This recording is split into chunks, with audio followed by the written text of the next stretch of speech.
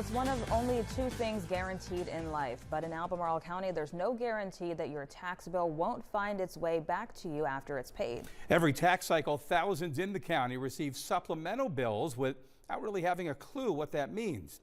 Avery Davis is live with our top story at 6. Yeah, that's right, Steve and Aaron. In Virginia, as the taxpayer, you're responsible for making sure your bill is accurate.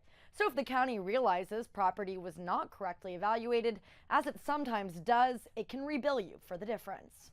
We get a lot of phone calls when the supplemental bills come out because a lot of times they're like, well, I just paid this tax bill, and they don't realize that it was in fact for a prior year. Albemarle County sends out about 140,000 property tax bills twice annually. Of those, roughly 5,000 are supplemental bills, charging people again for previous tax cycles. Under state code, we can go back from the current and 3 years. Tori Lane is Albemarle County's Deputy Chief of Revenue Administration. If it's in Albemarle County during that time frame, it's taxable, same as everybody else. This happens a lot, Lane says, when someone buys a car or truck that is either new or not popular. We may have vehicles that were not assessed correctly, where we have to go back and do a manual review of that item. In that case, the county will tax the vehicle owner based on its purchase price until a third party comes up with a more accurate assessment value.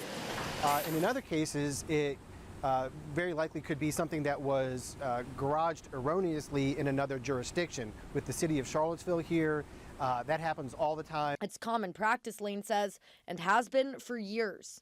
This is news to me. The citizens have a right to know what they're being billed for, and after they've paid their bill, they've satisfied their bill. Neil Williamson is the executive director of the Free Enterprise Forum. I understand state code allows Albemarle County to do this legally. I'm just not convinced that it's the right thing to do.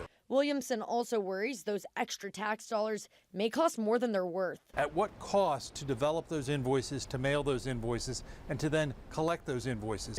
Is the juice really worth the squeeze? From the county's perspective, this is about equity. We really just want to make sure that, everybody is paying their fair share. The county told me the more popular a vehicle is, and the more of them that have been sold, the less likely you are to get a supplemental bill. In Albemarle County, the most popular vehicle is a Ford F-150, followed by a Honda CR-V. Live in the newsroom, Avery Davis, 29 News at 6.